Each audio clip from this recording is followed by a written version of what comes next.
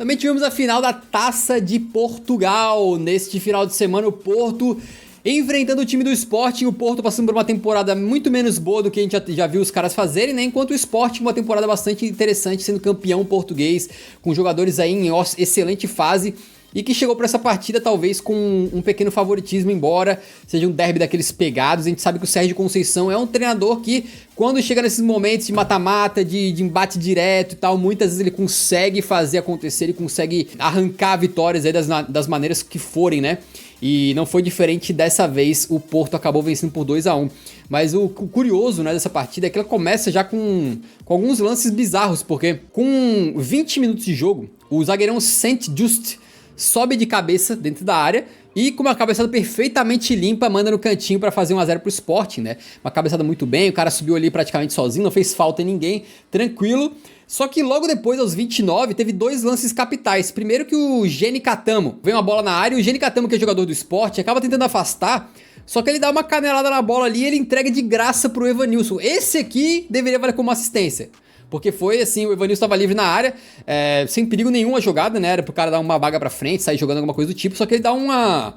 Ele pega esquisito na bola, toca pra trás, né, cara? E o Evanilson chega livre e faz 1-1.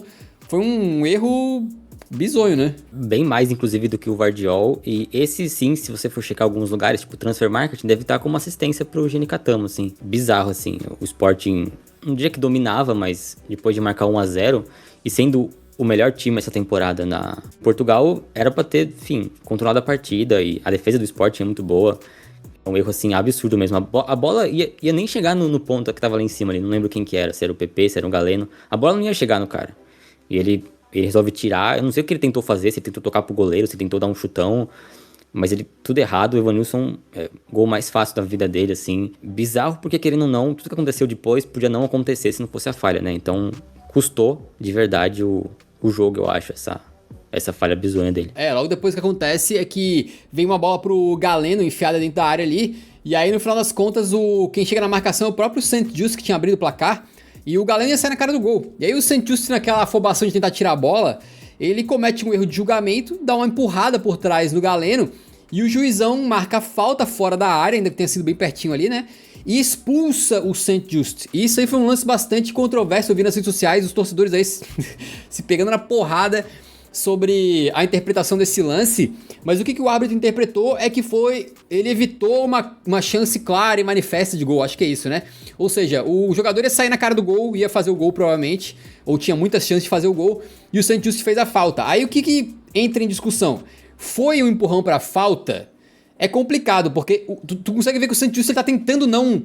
Tipo assim, não foi uma cotovelada, não foi uma bica que ele deu por baixo. Ele tá meio que cobrindo o jogador e aí acaba empurrando um pouco. Mas assim, tu tem que entender que quando tu tá correndo em velocidade e alguém te toca nas costas, não precisa ser um toque muito forte, cara. É muito fácil tu derrubar alguém, tu tirar o equilíbrio da pessoa. Então, eu acho que...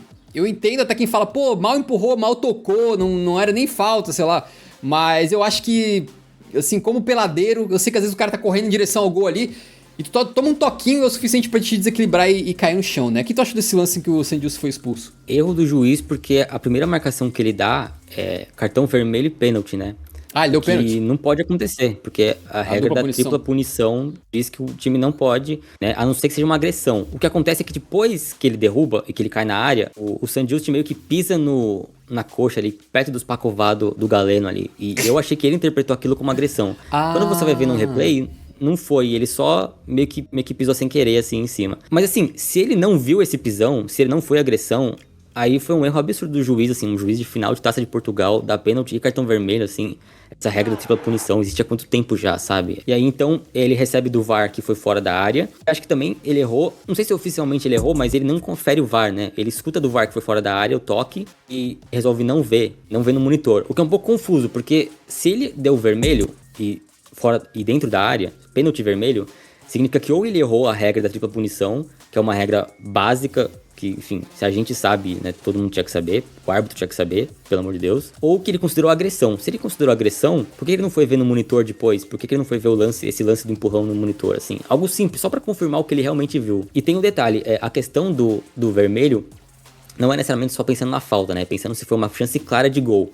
E para considerar uma chance clara de gol, tem alguns fatores. Um deles é tá cara a cara com o goleiro. E o outro fator, ele tá com a bola dominada. E o Galeno não tá com a bola dominada. E aí entra esse debate, né? Ele tava com a bola dominada, ia ser uma chance clara de gol, ou ele podia perder o domínio da bola. Eu vi lá um comentarista de arbitragem de Portugal falando que foi certa a marcação. A gente sabe como os comentaristas são, infelizmente, de arbitragem. Eles geralmente defendem o árbitro.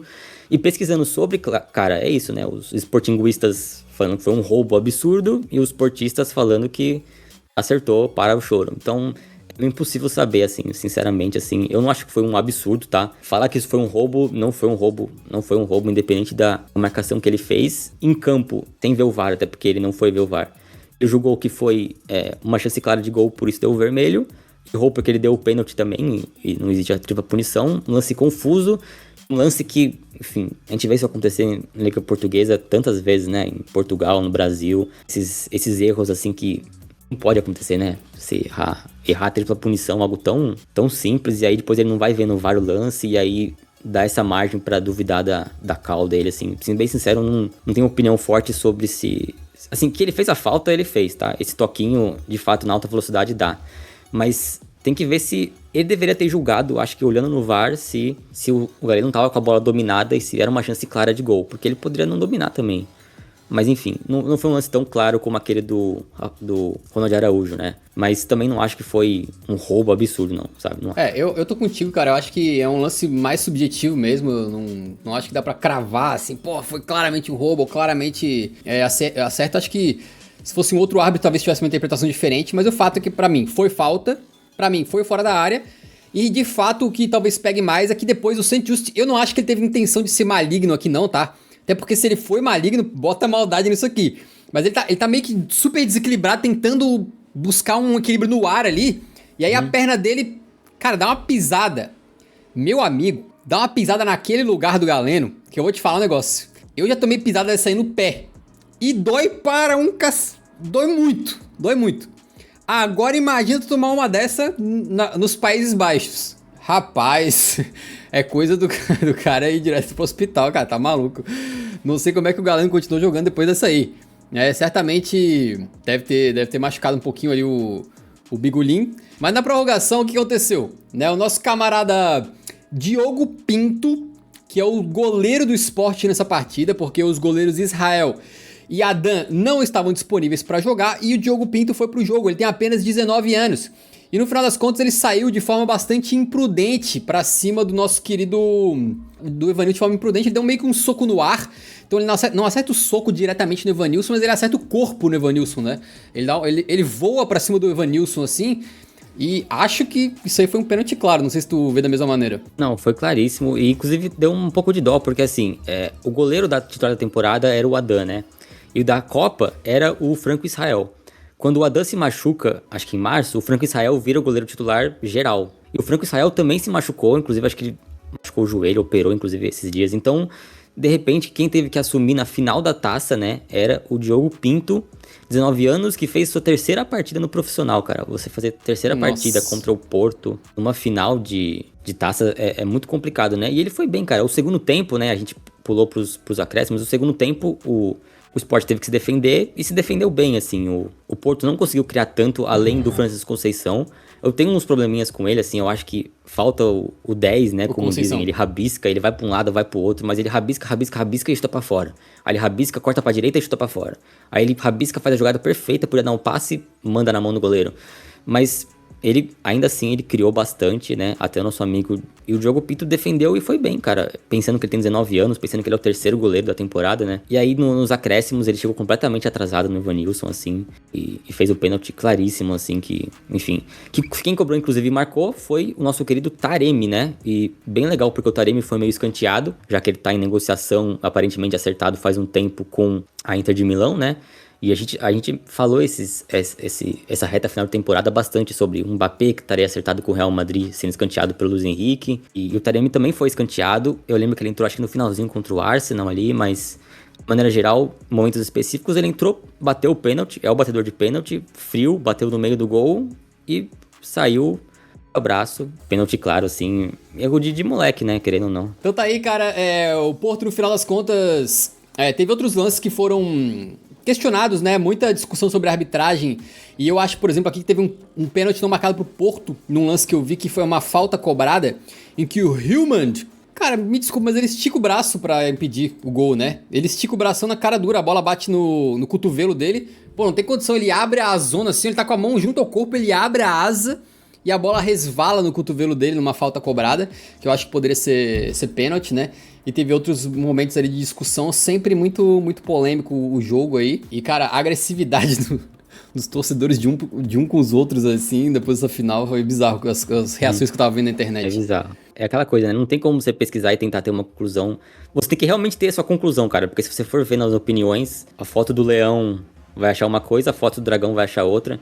Só pra ser justo, além de ter essa bola no cotovelo ali do Hillman, teve também uma bola na mão do Otávio, do Porto. Ele meio que tenta botar a bola pra dentro, assim, mas, enfim, a torcida do Sporting reclamou muito desse lance, enquanto a torcida do reclamou desse. E fica uma reclamação pra cada lado. Não achei que teve roubo, achei que teve uma arbitragem fraca, como muitas vezes acontece mesmo. Uma pena, mas uma pena um espetáculo de jogos portugueses ser sempre marcado por isso, né, cara? Sporting e Benfica, se não me engano, mesma coisa, assim. Eu acho muito chato, assim, sinceramente. Tá aí, parabéns ao Porto e ao Sérgio Conceição, que conseguiram essa vitória pra cima de um grande time do Sporting, né? Ficou um pouco condicionado aí, obviamente, esse jogo por causa da expulsão do Saint Just. Mas, de qualquer maneira, uma vitória na taça é sempre importante. E também a despedida do Taremi, que provavelmente será anunciado pela Inter de Milão muito em breve aí. Só que no final, o apito final, o Sérgio Conceição abraça o filho bem emocionado, o Francisco Conceição. Possivelmente vai sair, talvez. Tá um rumorzinho por conta do Andrés Vilas Boas, né? Porque eu acho que, não sei se ele gosta do Sérgio Conceição, mas com essa mudança no comando, aparentemente o Sérgio Conceição vai sair. Tô vendo matérias dele falando que ele já tomou a decisão, mas não falou qual. Geralmente quando ele não fala qual a decisão, é porque vai sair, né? Ou tá forçando uma saída, não sei. Mas possivelmente vai ter uma mudança aí, então, no Porto temporada que vem. Então, legal pra ele terminar com o título, né? Se for o caso, né? Vale lembrar que ele tá no Porto desde 2017, é um trabalho de longo prazo, já são 7 anos, né? Doideira.